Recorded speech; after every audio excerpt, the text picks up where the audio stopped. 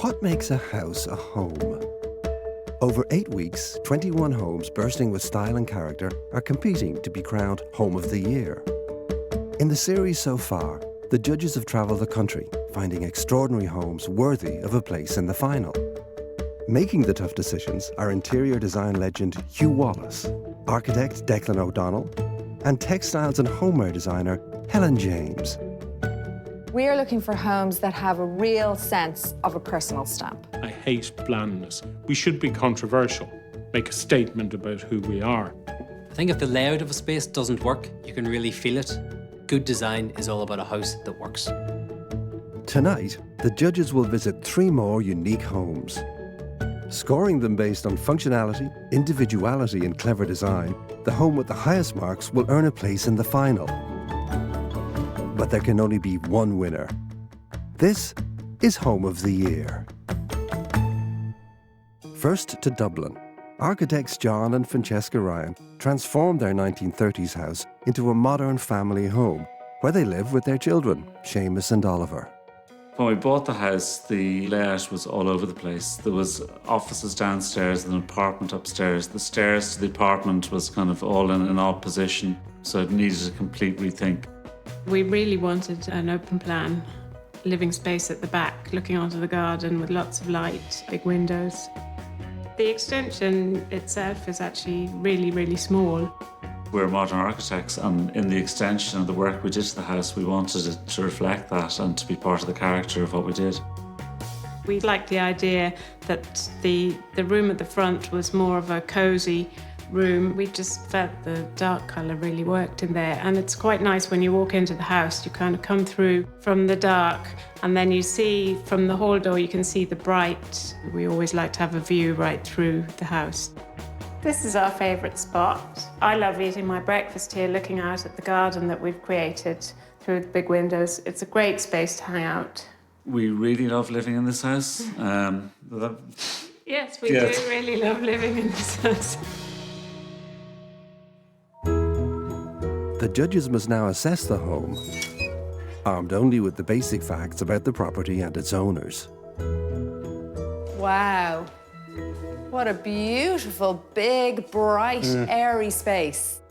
I love the size of it and the contemporary feel of the room. It's just terrific. And I love that it's a very neutral palette on all the walls, but the artwork is really bringing in all that colour. And they've actually tied that into the textiles, which is very clever, which makes the whole room really work together. The layout is spot on. It's effortless how you interconnect and move around the different spaces. And when you get that right, you really feel it.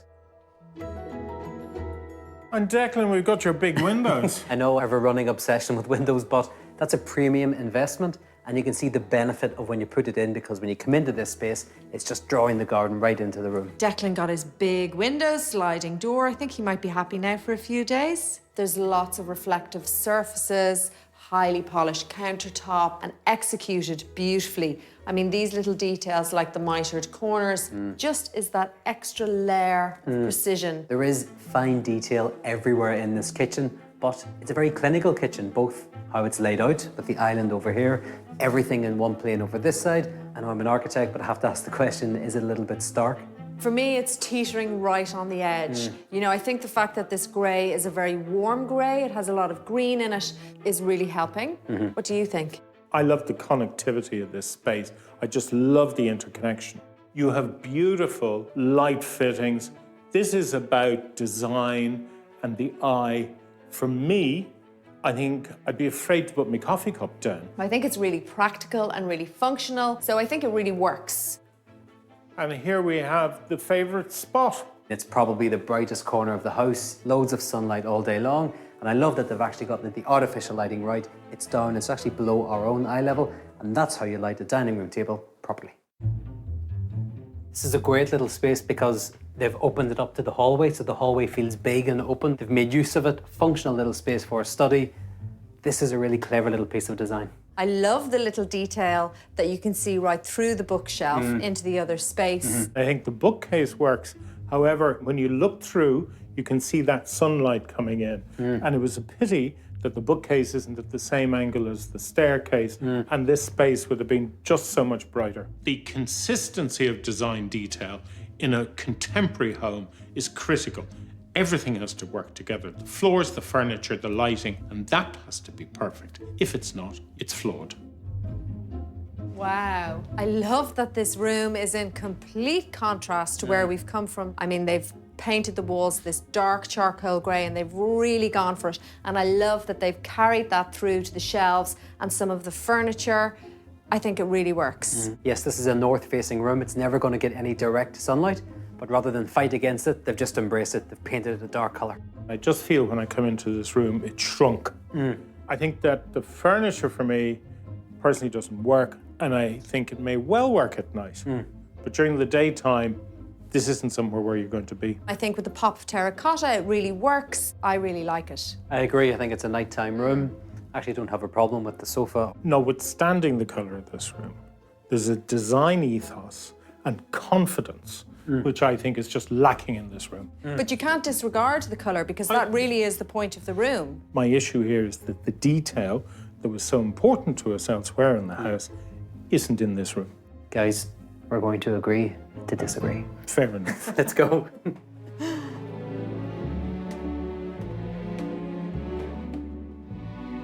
I think from a functional point of view, it works. I think the duvet cover and the little bit of texture is really nice, and this throw, I just love. The wallpaper, I don't think was necessary in this room. I think it's a functional bedroom, not getting the same feeling that I was getting downstairs. I actually think it's just the wallpaper here is so strong. The secret door. Into a lovely little ensuite. Simple, crisp, well detailed, all it has to be. Yeah, there's nothing superfluous here. It's just really simple, beautifully detailed, a great space. The home will now be marked out of 10. One score will be held back until the judges have seen all 3 homes, when their combined scores will be revealed. Clever design is so important to me in this competition, and I've seen real evidence of it being championed in this home. The result is that it feels complete and resolved, which brings a really nice calmness to the space. I'm giving it an 8. There's a real display of a keen design sense here, with some lovely use of materials that add layers of texture and colour. This is a comfortable, considered and contemporary home. I'm giving it an 8. The renovation of this Edwardian style house into a contemporary home shows these owners have a great understanding of good design. However, I feel there were a number of design details which were missed in this home. Next up, architect Patty O'Neill lives in a thatched cottage in Tipperary. With a passion and flair for historic restorations, her home has become a real labour of love. I bought the cottage about 2 years ago. Basically, the garden was totally overgrown. Big trees, apple trees, a whole mix. And it was magical. It was the garden and the house, but I knew the house would be a lot of work. So I was a bit scared of the house. Being an architect, for me, the daunting thing wasn't the actual layout. I managed to work that out pretty early on. The daunting thing was the work. My priorities were to get rid of the cement, and the cement was everywhere. We took away approximately 50 to 55 tons of cement. My approach to conservation would be to adapt it to modern life, but be very respectful. All the stonework was repaired and all the floors are replaced with limecrete. So this window we discovered during the restoration works, and within it, on the walls, we discovered that the wallpaper, hand-printed, showing the love and care that would have gone into this home. I feel I've come home now, and I've created this second skin. But I wonder, what happens now when you have such a comfortable home? Does life change? We'll see. It's great to be back in the Irish countryside. Isn't it lovely? What a fantastic view in those rolling hills. Gorgeous. Isn't that cute? What a pretty little cottage. Different to the other one we've seen because the stone is exposed, still whitewashed. There's real unmistakable charm with these cottages, isn't there? Every time I see that thatch, the depth of it and the texture and the detail, it's just so unique. It looks like a postcard, doesn't it? Doesn't it just? Shall we go inside?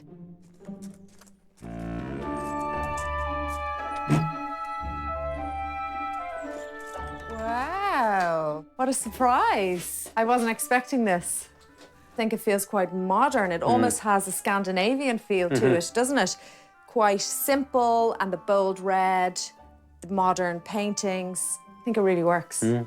I just loved that opening and the view down to that other room and all that light coming in. I think the way it's been restored is very respectful. So great to see that original fireplace still here. It's the guts of 200 years old, you know? I'm looking for the hooks where my granny used to put the bacon to smoke it. Look, they're there. Hugh was travelling down memory lane again. Even the hooks that have been used on the wall to hang your coat on, really simple. I think this homeowner has a great eye. In a restoration project like this, it is all about the small details because that's where the real character of the building lies. You can really see where this building and this building have been linked. They've just left it there raw. I think that's a very respectful way of doing it because it still looks like two distinct buildings from the outside, which means the thatch line that goes all the way around the original cottage isn't broken or interrupted. I just think it's really lovely to have the story of this house exposed like that.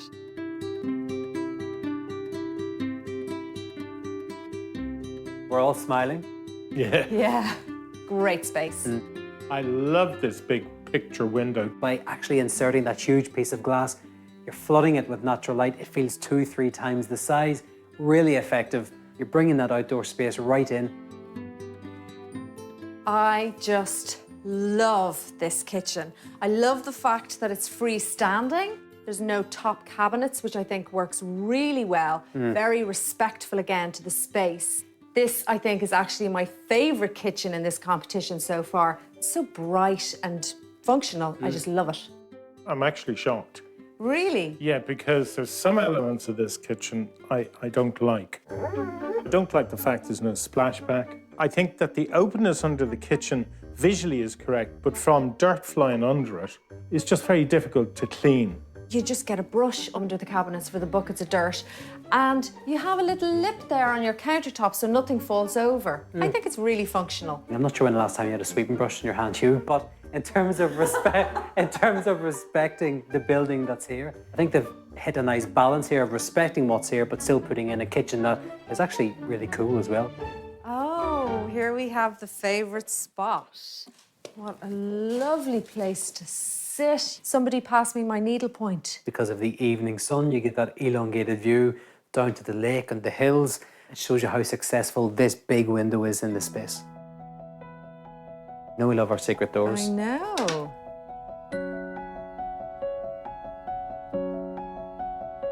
Oh. Charming little room, isn't it? Yeah. The immediate thing that hits you is that there's a completely different feeling because of the colour. Yeah, I love the blue, and I love the little detail that they've carried that blue through to that little nook there. That's really clever and creative. It almost looks like it's lit up. Looks like ice, actually. Yeah, it does. I just love some rugs on the floor. I just question, you know, whether you get out of bed in the morning, the functionality of being this floor. I'd love something softer under my foot. I could have brought one of those sheepskin rugs in there to protect Hugh's delicate little feet. I can't help myself. I like my creature comforts. I love this yellow. The fact that she's kept the wallpaper is just terrific. I think that's so sympathetic in what's going on here. What really stood out for me in this home is the owners have respected the original details and are proud to show the history here.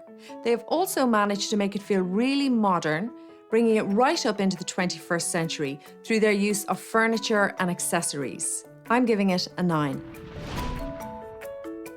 The authenticity of the materials and the modesty in the decor and furniture is so in keeping with the aesthetics of these cottages.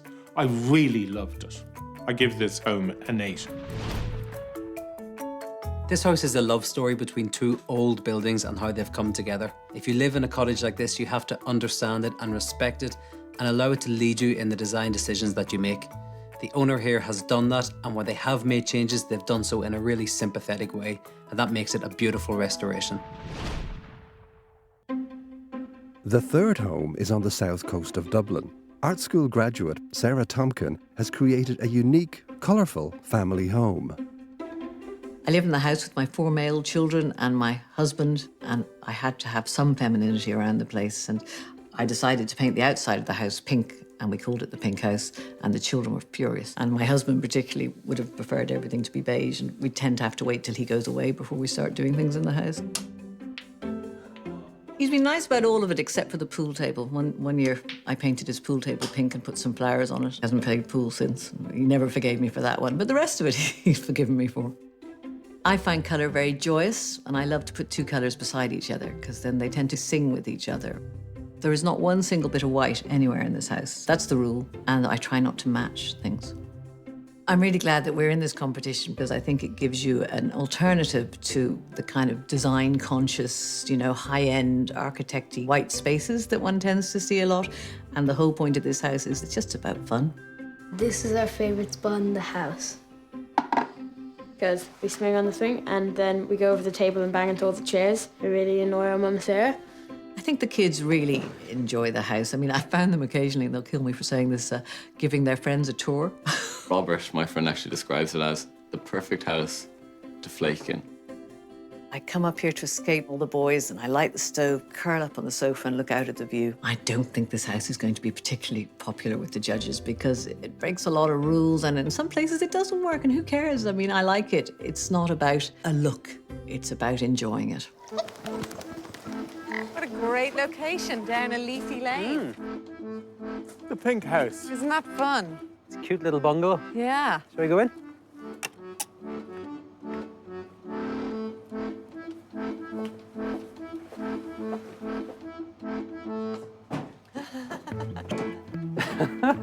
Oh, wow. Real holiday feel to this, isn't it? I just love the timber ceiling. I said it was a small bungalow from the outside, but huge room, great big kitchen, perfectly laid out. And this big dining room table, easily going to fit 12 people at any given time with tons of colour, tons of personality. I was not expecting this. There's so much to take in, actually, isn't there? Your eyes are just soaking it all up. It's sort of a cacophony of colour. Isn't it? It's just wonderful. You've all this different furniture and colour and texture. It's just terrific. And not only that, but it's their favourite spot. That is so much fun. Huh? I'm definitely going for a swing. Yeah. And you get there now, Helen. Do you want to push? Yeah. Go on. Okay. Woo! Oh, wow. Oh, what a great kitchen space. Love the pink agate. Isn't it just terrific? I just love these tiles. That aquamarine, they're all hand-painted. And it's that feel that comes through this house, that it's very casual, but it's thought about. So that's a thread that takes us on our journey through this house.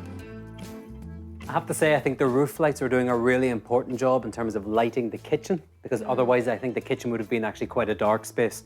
So I think that's working really well. However, there is a very small window there. There's an opportunity there with an amazing sea view, and we don't have it. And for me, that's an opportunity missed. It's no surprise that Declan found the only small window in the space. The window is fine because it's like a vignette.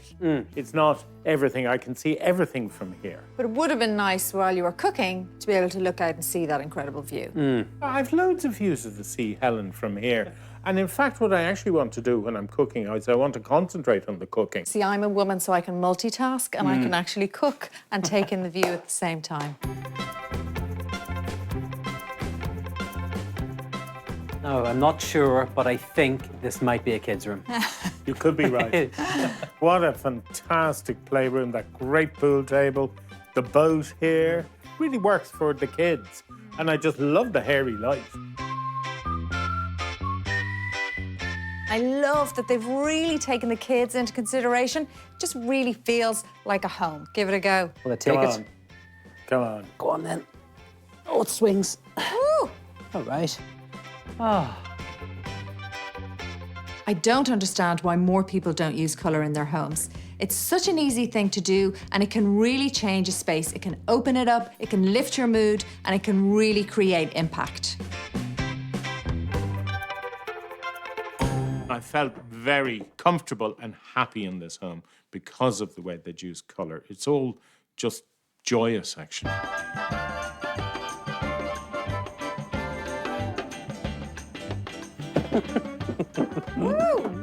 What an amazing room. Gosh. And 2 disco balls. This is really party central beach. For me, actually, this is the best family home in terms of the style and everything that I've seen in the competition. While I've enjoyed the style so far, I think my only point is, and it might be a personal thing for me in terms of my own style, but now I'm just finding it a little bit much. I think it's a smaller space and I just think there's too much in it. I just think you're both wrong. I think this is a great family home, you know, coming in off the beach, sand on my feet, it's not precious, comfortable, warm. I think the owners here have been very clever in their use of colour. What they've done is you have a background of neutral colours, the walls, floors and ceilings, and they've relied on the furniture and the texture and the fabrics to give you that lift.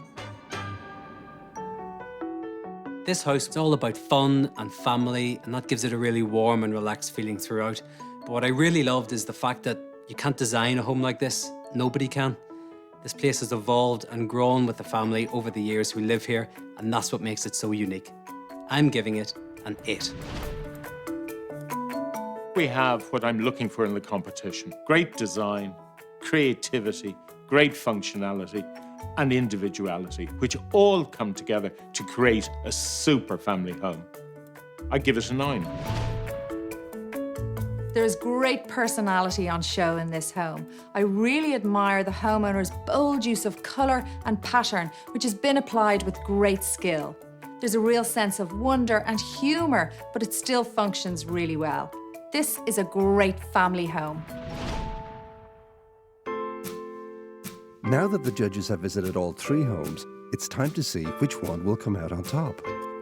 First, the contemporary family home where Hugh held back his score. I just love coming up to this Edwardian style home, seeing the renovation and extension that had taken place in this house, which was so contemporary and modern. However, there were a few design opportunities missed in this house, and I gave it a 7. 8, an 8 and a 7 is a total of 23. Next, Declan reveals what he gave the thatched cottage. There's a real story here between these 2 really old, beautiful buildings and how they were brought together and the simplicity at which that was done. All about outdoor living, all about country living, just a great place to be, and I give it an 8. 8, an 8 and a 9 is a total of 25. That's a big score, and I think that's a great score for that house. And finally, Helen reveals what she gave the pink house beside the sea. This was really a true family home that's being enjoyed, and that's what really came across to me. And I gave this home a 9. Great score. 2 9s and an 8, total of 26. We have our winner. We do indeed, and what a great house. So the penultimate home through to the final is the pink house on the south coast of Dublin. I'm just delighted this unique house has made it to the final. Yeah, and I was up against some seriously stiff competition this week. This cottage renovation, I can't believe it's not in the final. It just goes to show how high the standard is. We've got some really great homes. This is shaping up to be a very tough final. Can't wait to see what's coming up. Next week, the judges visit the last 3 homes vying for the title of Home of the Year.